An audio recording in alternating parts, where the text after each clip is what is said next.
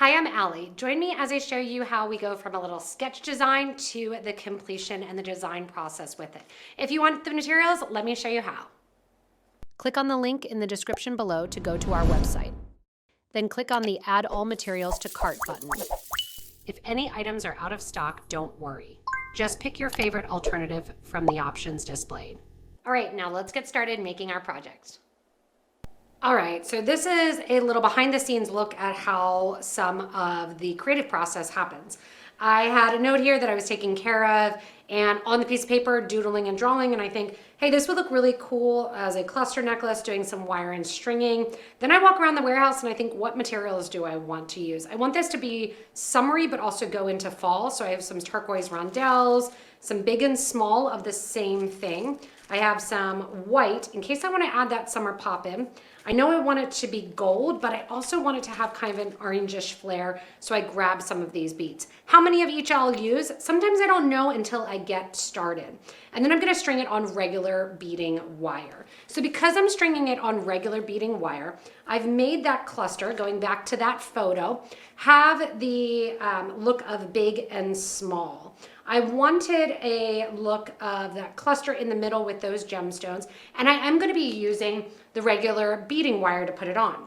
So that dictated how I went in and how I did my little loops here on my head pins.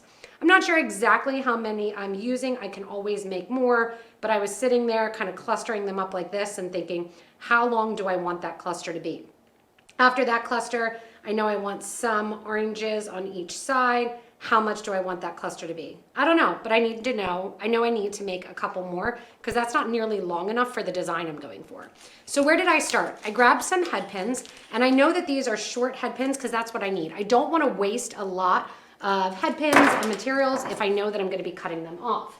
I have my pliers. So I have my needle nose, I have my wire, my rounded, and my wire cutters.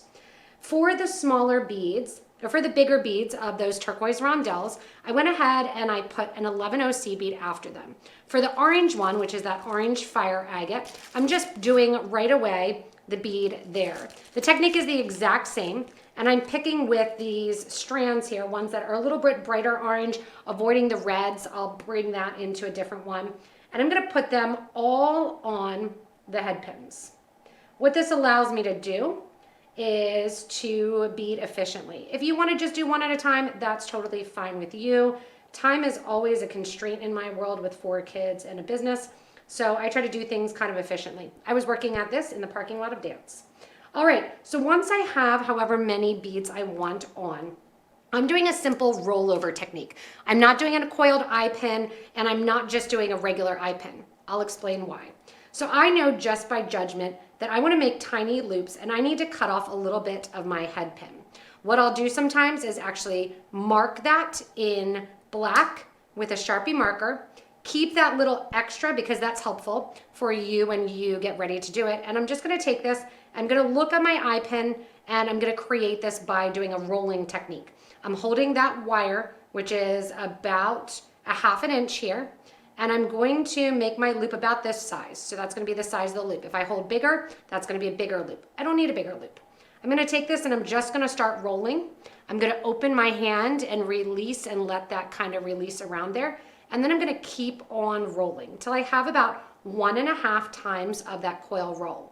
Now, why am I rolling? I'm rolling and not just doing an eye pin, which would have no overlap, because when I string on this tiny beading wire, I don't want it to fall off. If I have a regular eye pin, it could fall off. Yes, I could go in and do a coiled eye pin for all of these, but I don't need to, and I kind of like that looped look. So now that I know that's exactly the size that I want to, I'm gonna go in and I'm gonna measure all of my other ones about the same size there and cut. I have my wire cutters in hand, so I'll just keep cutting, keep cutting. I did the same thing for the blue, letting just a tiny bit more on, but not much because the blue bead's a little bit bigger. Plus I put the 11 underneath. I'm gonna go ahead and make a couple more of these. Go in and show that roll again, going in. If I want to, I can mark with a Sharpie marker on my round nose pliers to make them consistent. But the nice thing with this project is they don't have to be. It's very freeform, and you get that nice rose gold coiled link, which I want to mix in with the oranges and the golds. I'm gonna continue to build some more of those and then we'll get ready to put the necklace together. 3 stunning jewelry pieces, all made by you, for less than $20 each. 1 box, 3 kits, hours of inspiration. Plus, subscribe quarterly and get a jewelry making board, pattern collection, and the Varuna V bracelet free. Take your jewelry making to the next level with the PotomacBeads Kit Edition. Subscribe today. All right, once you've got your collection of beads here, I'm gonna take and just clean up my mat a little bit, throwing out those little scraps. If I have scraps that are more than 1 inch long, often I will keep them. I'm not sure if I'm gonna need any more head pins, but I'm gonna clean them up, making sure they go into their bags so I know exactly what size, length, all of that. I'm gonna push my beads back and I'm gonna grab my beading wire. I wanna start this because my idea was that cluster necklace, I'm gonna start it in the middle. So I'm gonna take my 7-strand beading wire, and 7-strand is fine. This is 0.018. And I'm gonna make it, because I know I want this to be short, about 24 inches for a 16 to 18 inch necklace. That gives me a little bit of play room and wiggle room. From here, I'm gonna put my guard back on there, and I have my bead stopper. Put on that bead stopper, and now what I'm gonna do is go for the middle section. I'm not gonna worry about the sides of it because the middle is where you have a lot of the concentration of the design. You see, obviously, what's in the middle. So my thought here is, number 1, I'm gonna go in and equally split, and I have no idea how many of these I did. I was just in a groove. There's 5, there's 5, there's 6, 6, 7, 7, 8, 8. Perfect. So I have equal amounts there. The middle doesn't matter because I'm gonna go with the middle. So now I have kind of that concept and idea. I know that I want to have it all turquoise in the middle. So I'm gonna open this back up, even though I knotted it close so I won't lose any. And I'm gonna set those down to be next to those clusters. I know that at the very least. I'm also thinking I might need gold in between these beads, or maybe the smaller turquoise, but we'll figure that out as we make it.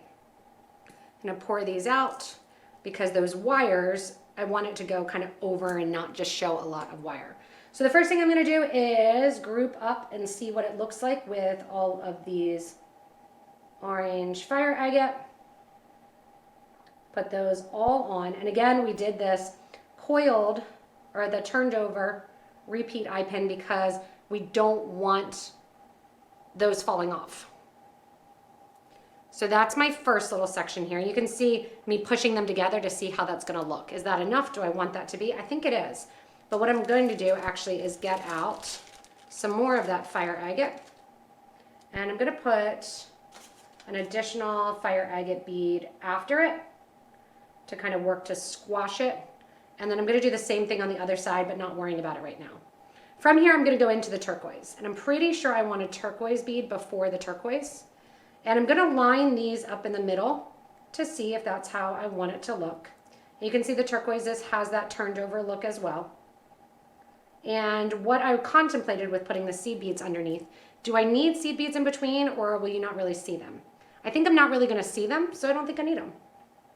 I'm gonna load these all on, see what they look like, and then decide if I want some turquoise beads in the middle as well, meaning that I'll just string one of those turquoise beads on. So again, this is all part of that behind the scenes process where you might take off and on your beads about 12 times, maybe 60 times. Maybe you'll let it sit for 2 months, who knows? But sometimes from what you draw, especially a sloppy drawing, basically a napkin drawing there, to what you want, may take a couple tries, or what you had envisioned in your head. All right, so there it is. And I do think I like it clustered like that, but I want the clusters to be a little bit longer. So I'm gonna take these off. I'm gonna keep 4 on, add a turquoise here, and then we're gonna put 4 on again. And then after those 4, the reason I'm doing 4 is because they kind of sit next to one another in a circle. Put another one of the turquoise on, 4 more, and I might decide I need 1 more of these turquoise drops if I do these sets of 4, but we're just getting the feel for it. If I need to do 1 more, I do 1 more.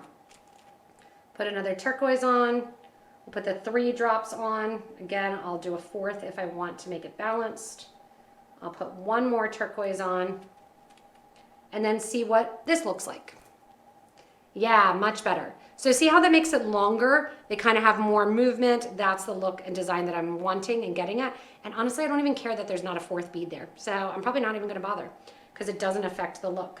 On this other side here, I'll grab that other one of my fire agate, and now I'll load these all on. And I might do the same thing with these to extend it. So actually I'm gonna do this side a little bit different, put 3 of them on, then one of my fire agates, then 3,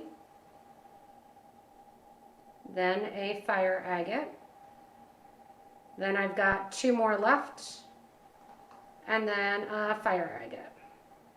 And we'll see what this looks like, separated out a little bit more as well. All right, I don't love that separated out. So now I know I'm gonna go back to this look here, adding them all next to one another. All right, so I must have taken this apart off and on about 6 times, kind of getting the look that I wanted to. Wasn't sure I liked the evens, but then I was like, you know what, I kind of like the evens versus the odds. And I was going to use the same turquoise rondelles in the back, but it really needed smaller, in my opinion, to bring that focus to the front. I'm still not done with the entire side. I don't know exactly what I want to do, but I'm going to flip that bead stopper over. That's why it's so nice. And just do a repeat with my white magnesite that's nice and stark. It's a great fall stone too. So I know I'll have extra of these gemstones left. I'm good with that. I want to have the extra gemstones because when I get gemstones and I use things, I tend to be a little bit repetitive. I know what colors I wear. I like to go out of the box, but I have on a taupe colored top and I have on blue pants. So, you know, stick to those same colors. Once I have this and start building, I look at it and say, yeah, am I getting the effect I want? Totally. Now what I did along the side here was I reversed it. So I put on 6 of my 4mm beads there. Then I put on 1 seed bead.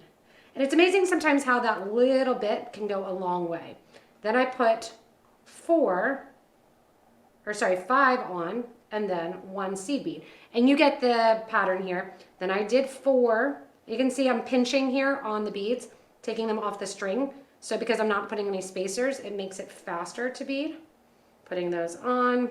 And then generally speaking, once I get a pattern that I like, I can do the same thing in a lot of different gemstone colors. So I can go in and say, yeah, I can use the white with amethyst. And I can use the orange with amethyst too, and do a couple different versions. So that's kind of nice because you already have a design idea that you like. You already have a shirt that you like, you know, same idea. And you're just gonna repeat. Now what I'm gonna do is I'm gonna look here after I'm done with that single one, make sure that my sides match. And I say, yep, I counted right. I hold it up then to myself as well. So I'm going to change the view here so you can see that.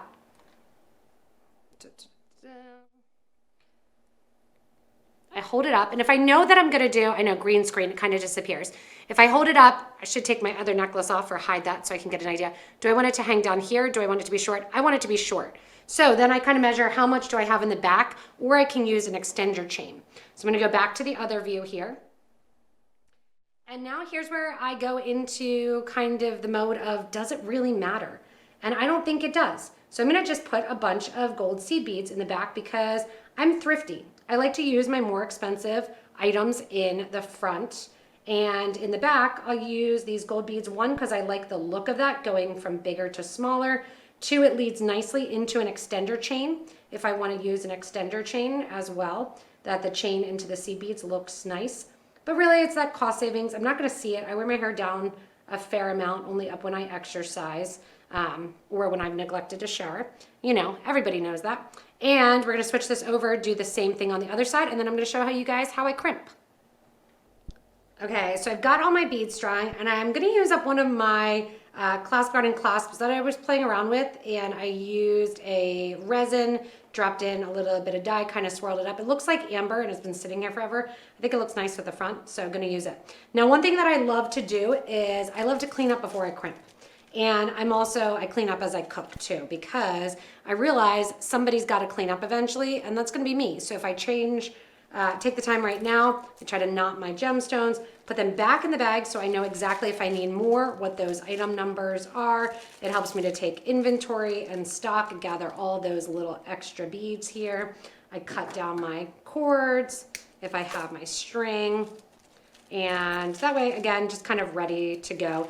And crimp beads look a lot like seed beads. So you want to make sure as you're doing it that your crimp beads get used as crimp beads. Sometimes you pick up on the wrong side and that gets used in there too. All right, so I'm gonna move my seed beads out of the way. I have 2 of those rounded beads left too. I'm gonna put those in, but you don't need to watch me clean up. One thing with this necklace that I do wanna make sure of is that I get tension on the crimp tube. So I'm gonna put on a crimp tube. This is a 2 by 2 millimeter crimp tube. I'm gonna go through the end of the infinite clasp there, bend the crimp bead back, or bend the wire back through the crimp bead. And on the first one here, I push it up towards the clasp. I'm gonna go in with my pliers, making sure those threads or that wire sits side by side and is not crossed over. And I'm just gonna do a flat crimp. Again, it's the back of my neck. You can do a crimp cover if you want. I don't worry about it. If you can get the seed beads to go through twice, great. If not, cut it down as flat as possible. You don't want it to scratch the back of your neck. Same thing over here. I'm gonna pull tight again because I want that cluster to maintain. If you're having trouble maintaining that, stick a little crimp bead here and here. You can also use a crimp cover, and that way that will keep it. If you have a clasp like this, which has a front and a back, and you have a front and back to your project, make sure to keep that on, those clasp ends, until you get it through the loop. This one doesn't really matter for me because I don't have a front and a back, but challenging myself in front of you to do so. Then generally speaking, I'll go in and I make this apart so I don't have to struggle as much. Go through, you can see that clasp now, that crimp tube I do have next to my project.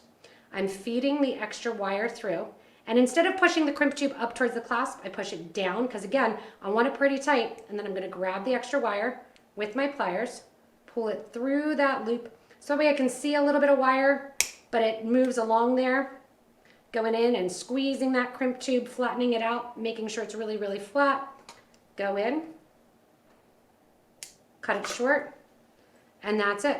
So whether or not it looks like my cluster wire stringing, and if I used all the beads that I collected, which I did, surprisingly, I wasn't gonna use the turquoise, but I did, and it looks pretty much similar to what I was going for. So I'm excited. Hopefully you guys got something out of this design creative process. Sometimes I do this behind the scenes on our YouTube live, so check those out as well.